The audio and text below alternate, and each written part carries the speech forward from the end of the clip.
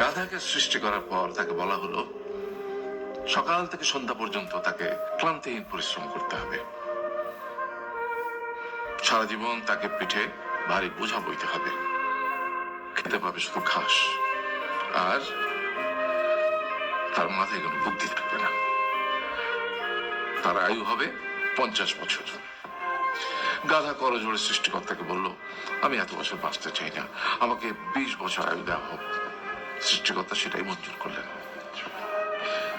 কুকুরকে যখন সৃষ্টি করা হলো তখন তাকে বলা হলো যে সে হবে মানুষের সবচেয়ে বন্ধু, কিন্তু সে খাবে মানুষের উচ্ছিষ্ট, এবং তার আয়ু হবে 30 বছর।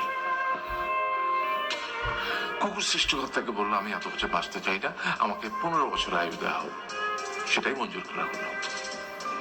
এরপর বানরকে বলা হলো, তুমি শুধু গাছের এ ডাল থেকে ও ডালে ঝুল খাবে এবং নানান রকম ফন্দি ফিকির করে মানুষকে আনন্দ দেবে, তোমার আয়ু হবে 20 বছর। বানর বলল, আমি 20 বছর বাঁচতে চাই না, আমাকে 10 বছর দেওয়া হোক। সেটাই মঞ্জুর করা হলো।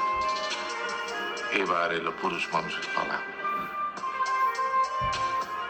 তাকে বলা হলো যে তুমি হলে প্রাণীগুলোর মধ্যে সবচেয়ে বিচক্ষণ এবং বুদ্ধিমান, সেই জন্য তোমাকে প্রাণীদের শিরোমণি করা হলো এবং তোমার আয়ু হবে 20 বছর।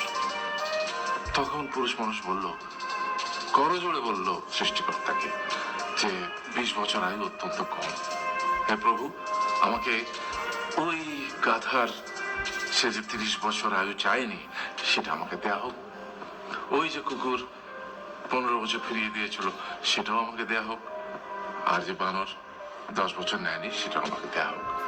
20 বছর অত্যন্ত কম, আমি দীর্ঘদিন বাঁচতে চাই। সৃষ্টিকর্তা সেটাও মঞ্জুর করলেন। তারপর কি হলো? সেই থেকে ছেলেরা পুরুষ মানুষ হিসেবে বাঁচে 20 বছর, তারপরের 30 বছর সংসারের বোঝা পিঠে করে বয়ে বেড়ায়, সেটা কার মতো? গাধার মতো। তারপরের 15 বছর সে তার ছেলে মেয়েরা যা দেয় সেই রকম ঠিক কুকুরের মতো উচ্ছিষ্ট খেয়ে বাঁচে।